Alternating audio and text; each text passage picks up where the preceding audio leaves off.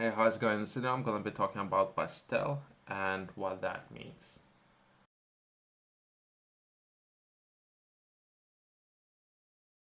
There are a lot of names.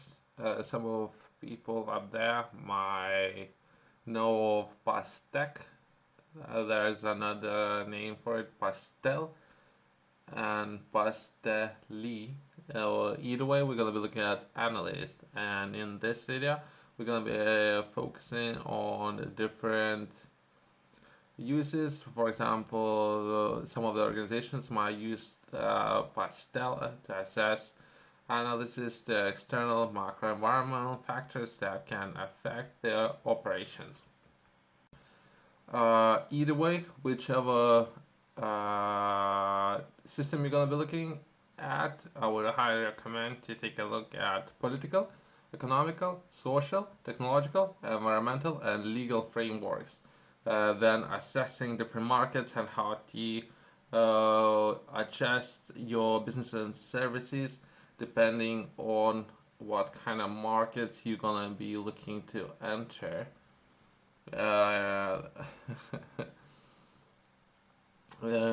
if I were to give you an example, right? So there are a lot of opportunities in the different markets even now. If I would find myself talking with someone up there from different consuls within UK, and they would be asking me what I'm interested in. Uh, Perhaps you can approach markets with this particular strategy or way of thinking, but usually those particular councils they do have some certain problems that they're looking to overcome. So instead of you going with your own way of taking a look at different markets, perhaps you could begin with taking a look at the markets and doing a analysis on what are existing problems within those markets where people have finance to solve those problems, right? So people out there already having those problems and they do have finance to solve those problems. So it's a different strategy, right? And you up there, you need to express your interest into solving that particular problem for that particular finance, right? To secure that particular finance, right? So that's a different strategy, right? But there are so many different strategies. But if anything, I would recommend this strategy. So you're not inventing problems, but perhaps you're solving those problems. Other people would say, even I think on Tuesday this week, I spoke with some of the US companies, right? And they told me to approach different states within US and express or show products and services what you have for them to consider if those products and services gonna solve some of the problems out there. You can try that. You can definitely try that. That's a strategy out there, and it has been recommended to me by some of the U.S. states representatives how to do it. Especially we had a very interesting conversation about California and overall how many people are there and some of the problems that they do have over there in states and how you can approach different markets. But I would perhaps would looking at the time, right, as one of the factors to consider. What would require less time to solve already existing problems for those councils or different states, depending on where you are, or in Europe, different governments, right? Existing problems, or trying to offer solution where those councils not necessarily would know about or they wouldn't necessarily be confident that your products or services is going to be completely new thing, right? They're not necessarily comfortable with taking on responsibility or making sure that that product or service is going to work in the first place. So there's a lot of factors to consider. Whichever strategy you want to go with, I would highly recommend to address existing problems that might require less time. But if you want to solve problems with your products or services, try pitching those ideas to different states in US and let me know what you think. If that would work, whatever works, right? It doesn't matter my opinion. It doesn't matter my opinion. What matters, what actually works. And there are a lot of different strategies how to approach those markets. If we were to take a look at acronym PESTEL, and if we were to begin with politics and then doing market research, perhaps taking a look at the government politics in a region or territory which you are planning of operating. This factor examines the influence of government policies, regulations, and political stability on an organization. It considers issues like taxation, or if you are operating in the UK, that would be VAT tax, trade policies, political stability, and government attitudes towards business. If anything, there are some free trade agreements. Keep an eye on those and some of the governments out there, and which are all those governments looking to sign some of the trade agreements. So it would be cheaper to do business between different governments if you're not only interested in operating domestically. Number two, economic.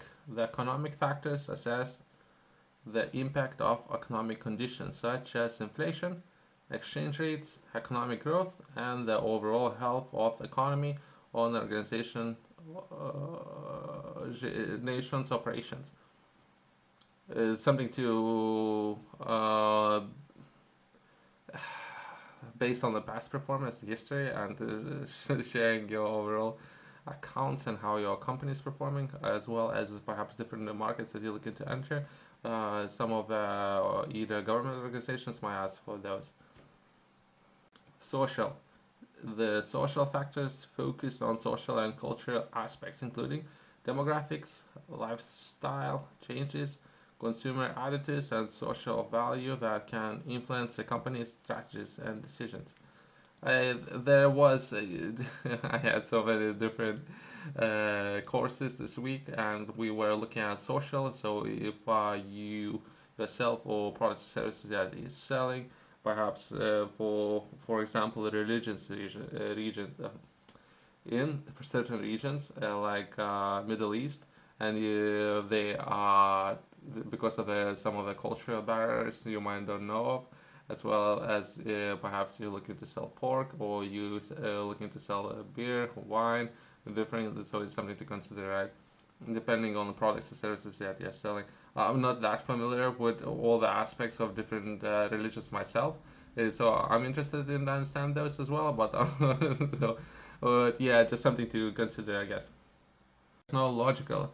This factor looks at the impact of technology and innovation on an organization. It includes factors like technological advancements, research and development, and the rate of technological changes. And perhaps some of the improvements with existing systems.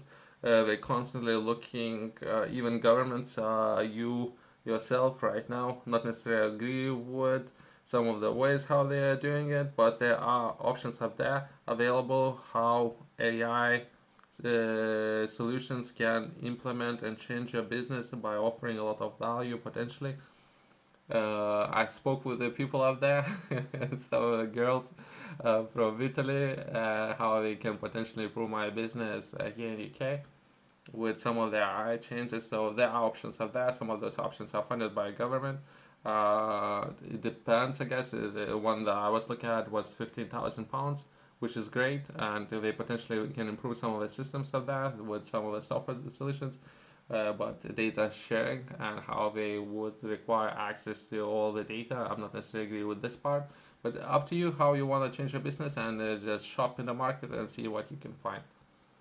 Environmental factors considering issues related to sustainability, climate change, environmental regulations, and the impact of the organization activities on the environment.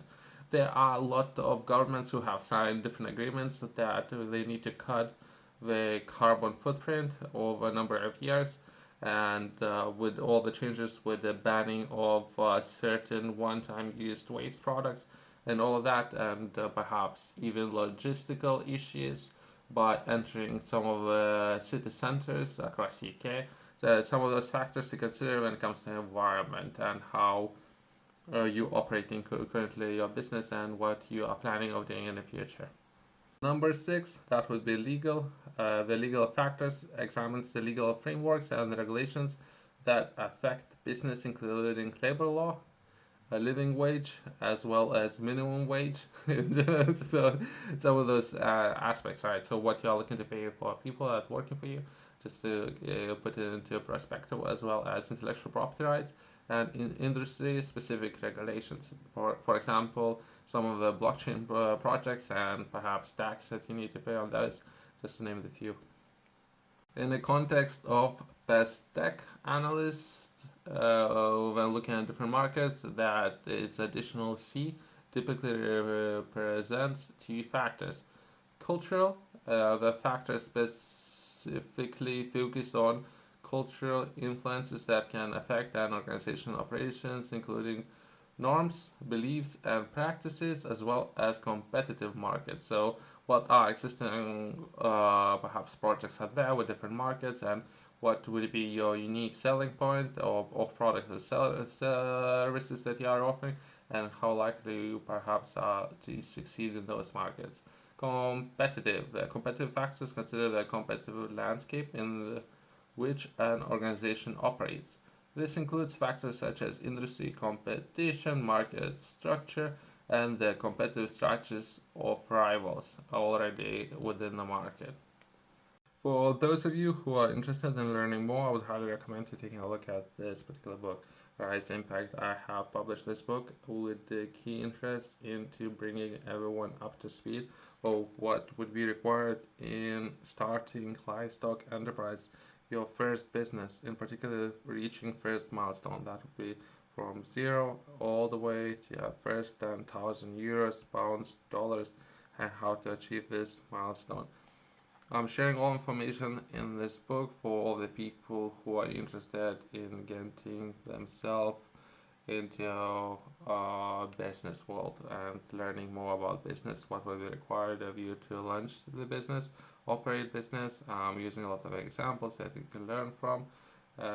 Easy to understand concepts for those of you who are just starting out.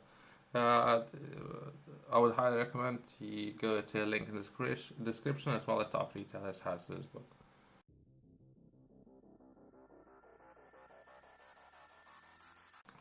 By conducting best tech analysis, organizations can give comprehensive understanding of the external factors that may impact their business environment. This analysis can help them make informed decisions, identify opportunities, and mitigate potential threats when launching and operating your business, not necessarily just domestically, but entering different markets. And that's overall a strategic approach, how we want to do it. Perhaps starting slow. If we're talking about United States, perhaps entering one state, from there progressing into the next state, three states at the one time, or four, five, but not necessarily entire region, right? So small steps, and see what works, what you can learn from some of the experiences that you had, what you can learn from those experiences, and progress from there. Thanks for watching, and I'll see you in the next one.